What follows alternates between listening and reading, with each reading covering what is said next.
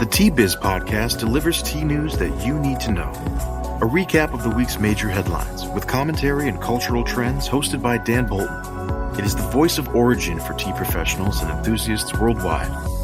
The Tea Biz Podcast and blog connect you directly to experts in the tea lands. Listen as their voices reveal the news, innovations, cultural insights, and consumer trends that most impact the industry. Paired with Tea Journey, a digital magazine for tea enthusiasts, the Tea Biz portal is a global resource for everyone who loves tea.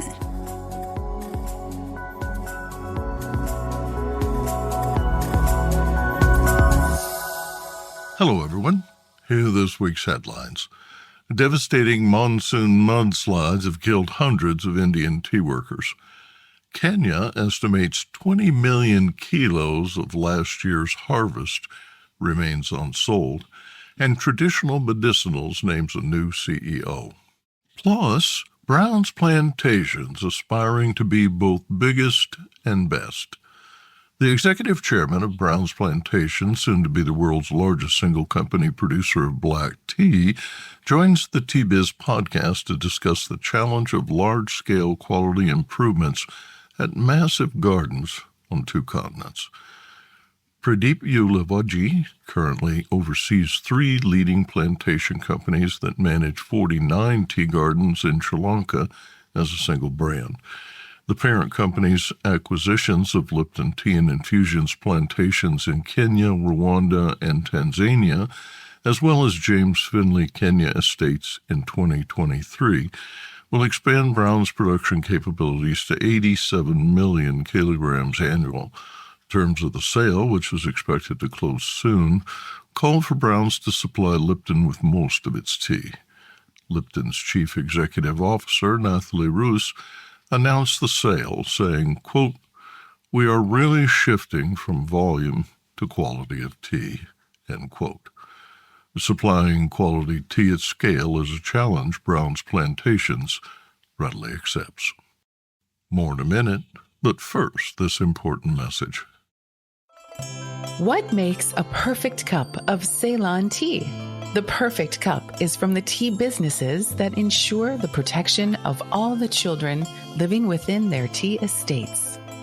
We salute Kailani Valley, Telawakili, Bogawantalawa, Harana, and Elliptia Tea Estates. Support Save the Children, Sri Lanka.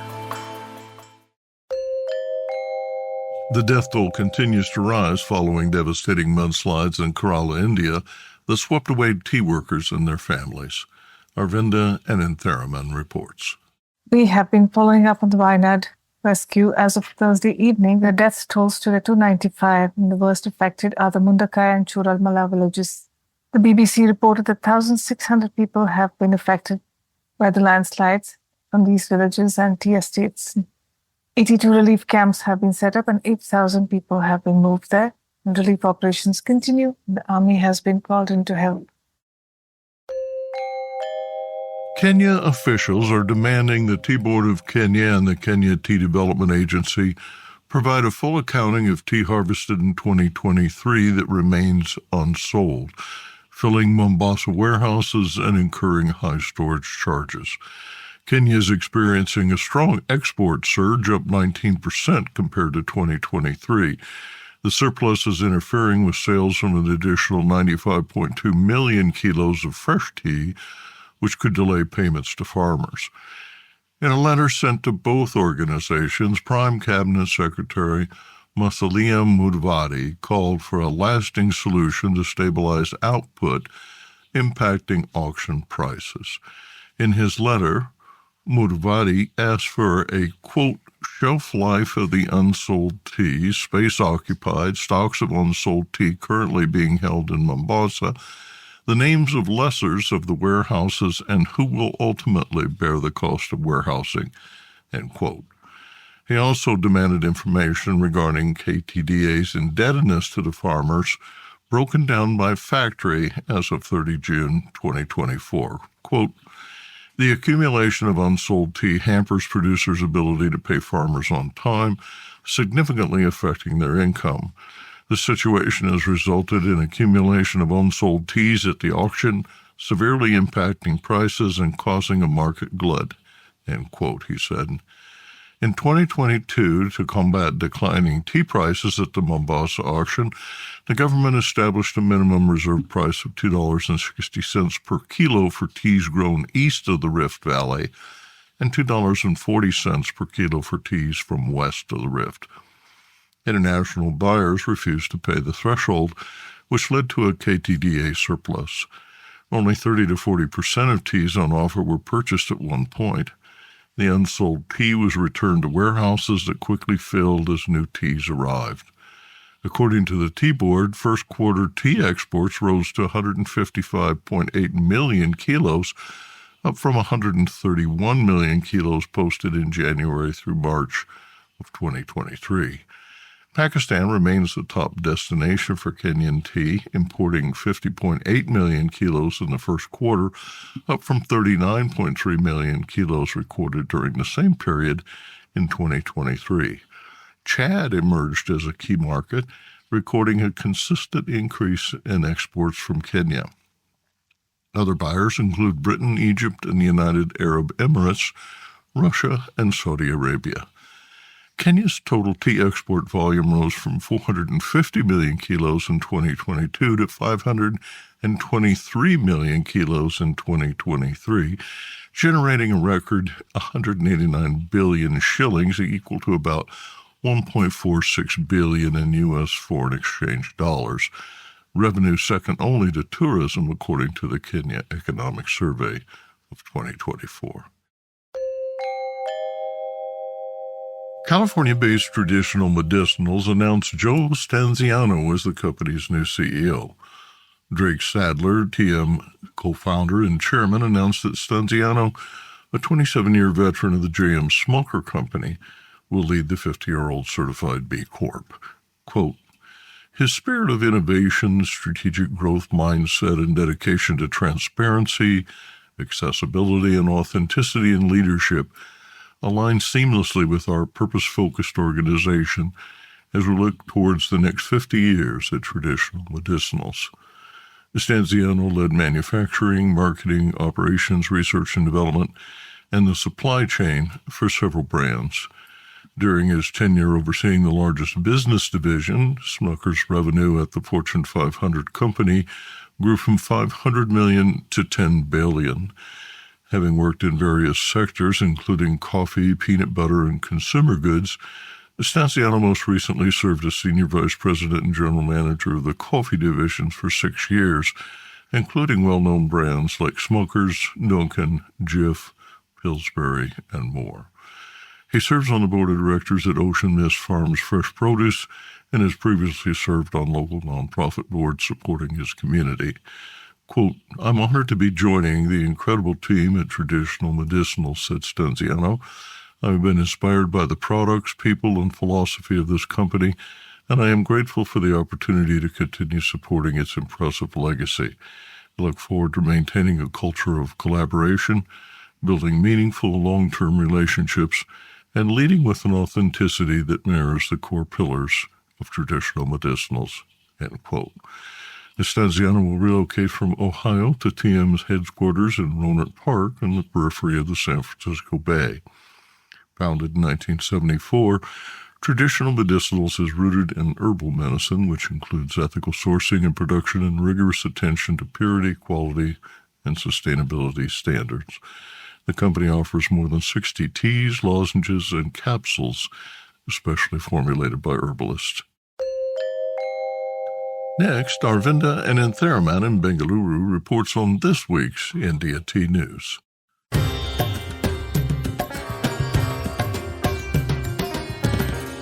India Tea News for the week ending 2nd August 2024.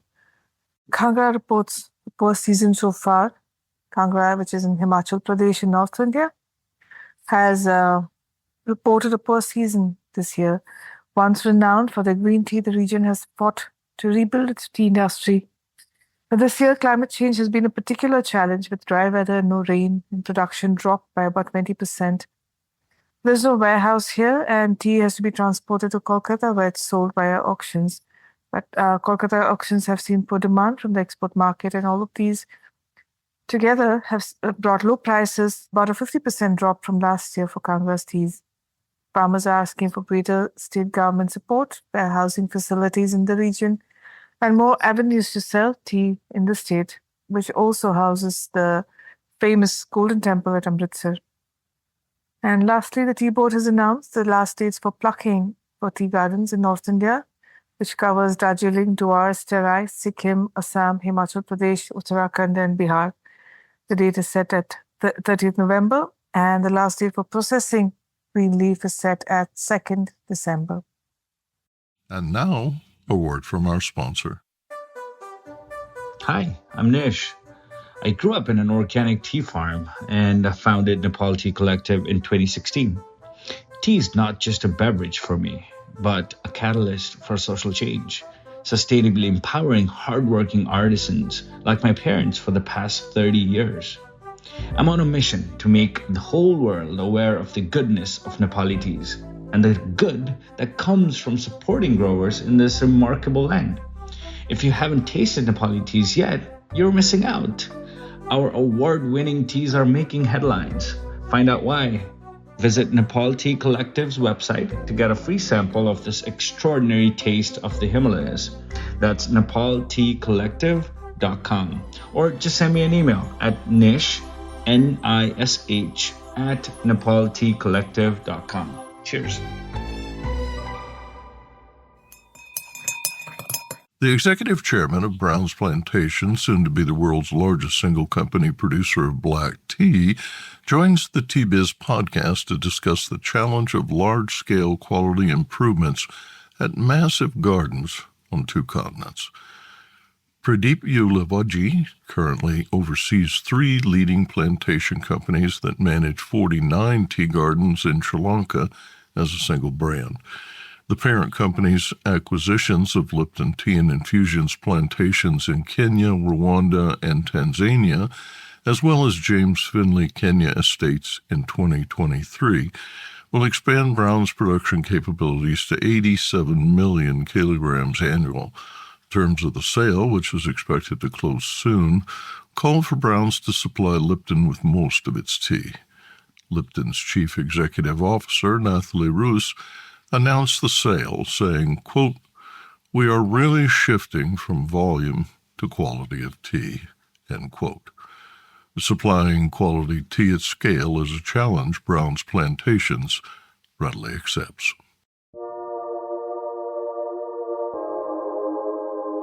Brown & Company is one of Sri Lanka's oldest diversified conglomerates. At the close of the sale, Browns Plantations' 32,725 hectares under tea will increase to 220,000 acres, about 89,000 hectares worldwide.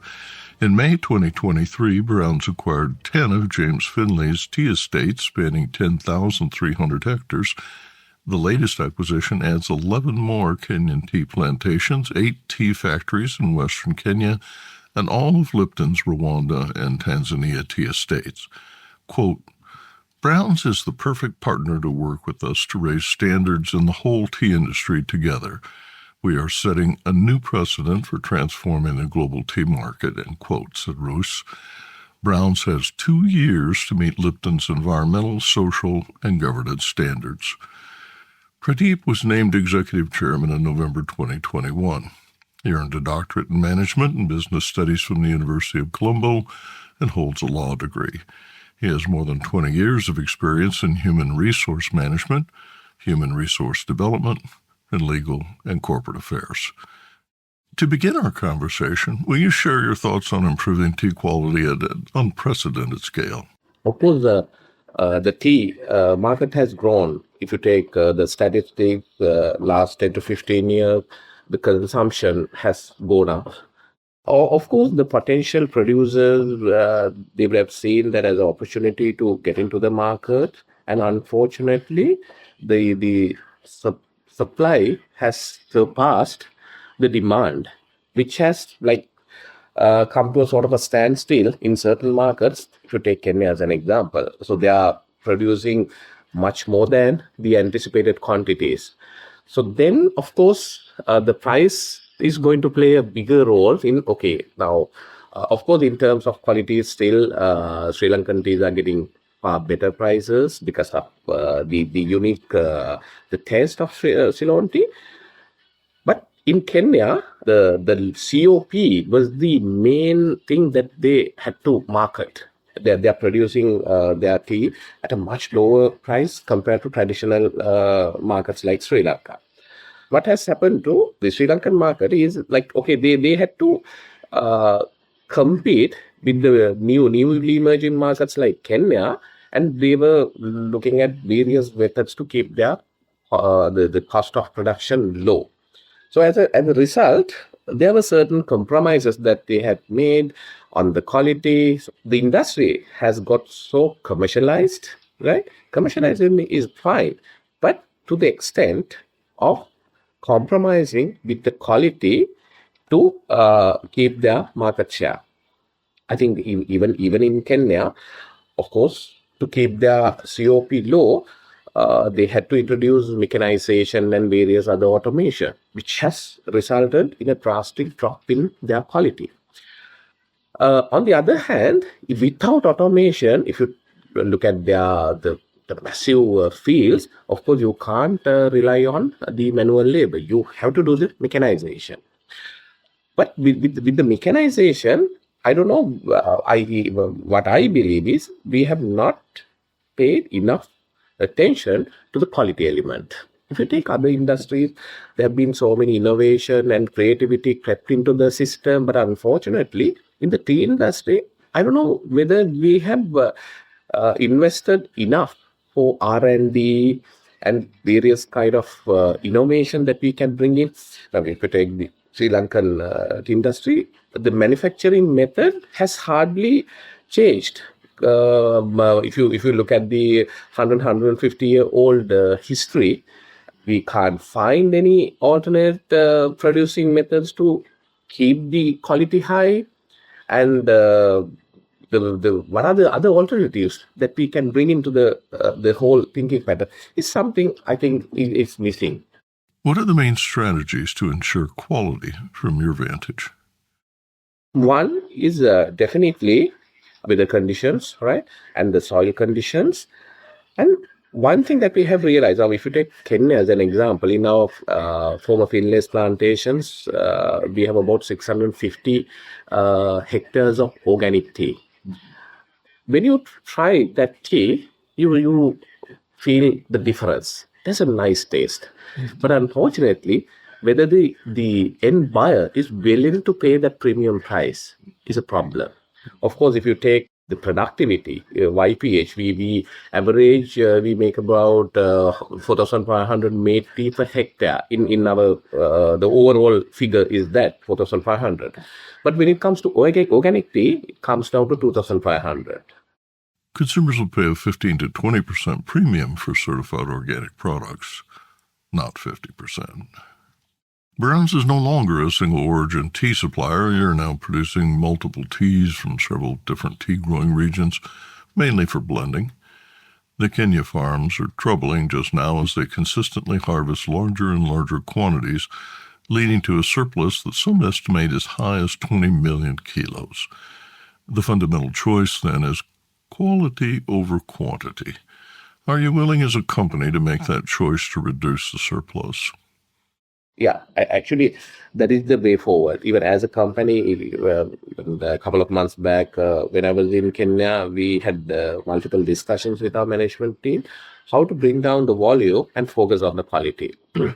The one thing is because of the higher prices for Ceylon tea, now some of the traditional Sri Lankan tea buyers are now making queries whether they can buy quality Kenyan tea at a cheaper price, right? So the biggest concern they have is the quality of the Kenyan tea.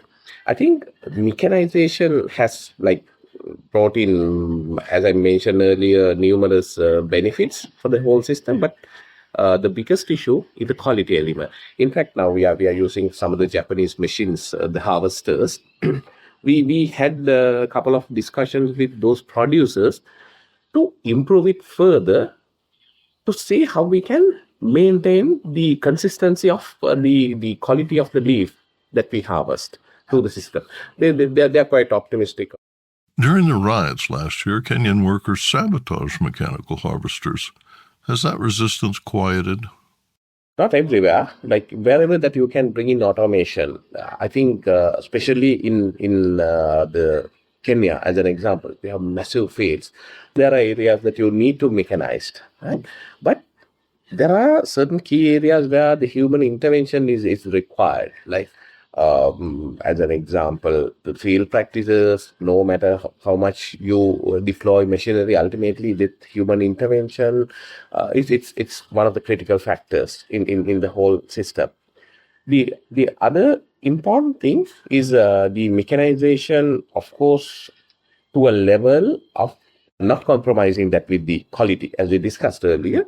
And apart from that, how you can bring in R&D element into the picture. So if you take Kenya as an example, we have a super research and development team. They continuously do research on the quality element, new cultivars, the new type of products. So likewise, I think you can't have an extreme kind of viewpoint on the automation. The Sri Lankan government recently mandated a significant wage increase for laborers, partly to help overcome punishing inflation levels. Planners complained that the additional expense would make exports less competitive and that the increased wages are not linked to improved productivity. I don't know whether you're aware of our revenue share model. So what happens is now traditionally, especially in Sri Lanka, this particular industry is politically sensitive. Because there are like the trade unions which are closely connected with the government, and they obviously pressurize government to increase wages, which has to happen over a period of time because of like even for those people they need to maintain a minimum standard of living. What has happened is, even though the wage has kept on hiking, the productivity element has completely forgotten. That has been the biggest issue. Now, a couple of years back, we came up with this revenue share model where we wanted all these workers to become entrepreneurs on themselves. They were given small plots like 1 hectare, some half a hectare, some 1.5 hectare, and they were supposed to look after those bushers. We give them ingredients and we purchase their leaf, and now we have brought in a quality element as well. So there should be 65 to 70% of quality that they need to maintain. What has happened is, now even though the daily wage is 1,000 rupees, now that has gone up to 1,350, 1,000 rupees, some people like, okay, the maximum potential is to earn about 30,000. But there are certain people, they are earning about 100,000, 150,000 per month. Now they don't want. Now only thing what has happened is, now when they move out from the formal employment, they don't want to become a member of the trade union. Now those trade union guys, they are a little worried because they don't get the subscription. To be very frank, they have not done anything to improve their life standard. But now these people, they don't want to become a traditional worker, but they want to. Only thing, sometimes their entire family works. There are multiple things that we have introduced. We have a recognized program. The best revenue share owner, they're being recognized, they're being rewarded, and sometimes we get them and we impart them with technical knowledge, how to improve their productivity, all those trainings, everything is done. And monthly, we select the best revenue that just to encourage the others. And now that like all this time, it was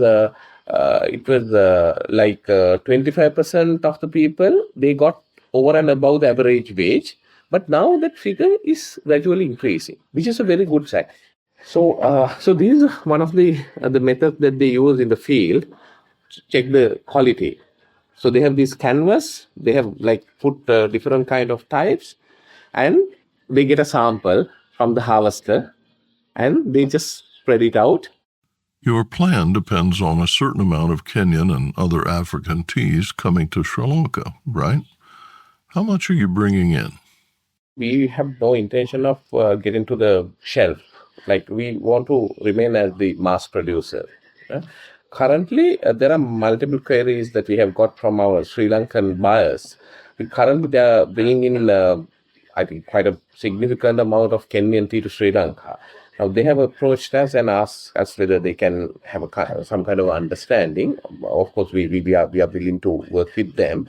Currently, they are like some of the large buyers. They are bringing 50, 60 containers per annum. The Kenyan tea purely for blending purposes.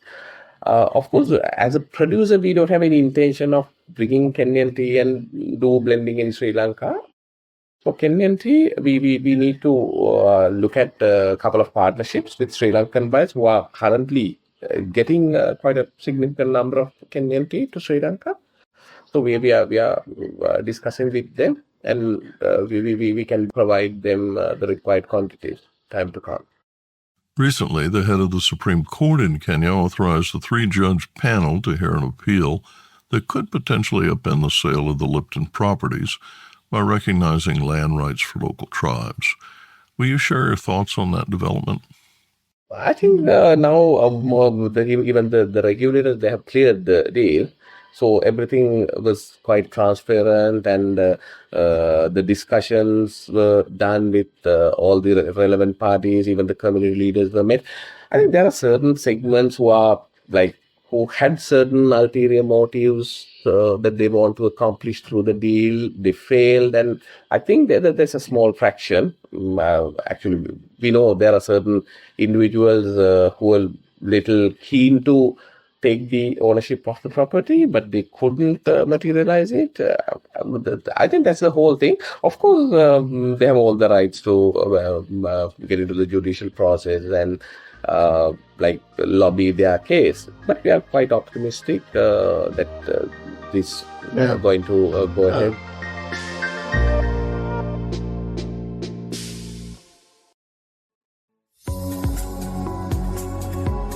Intrigued by what you heard in today's podcast?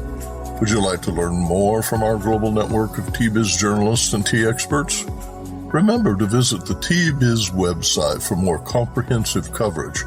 That's www.t-biz.com.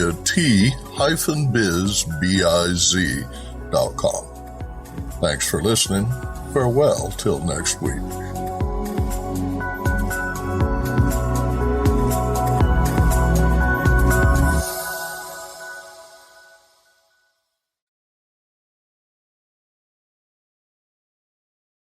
Produced by Adavita Studios. Connect your voice to the world.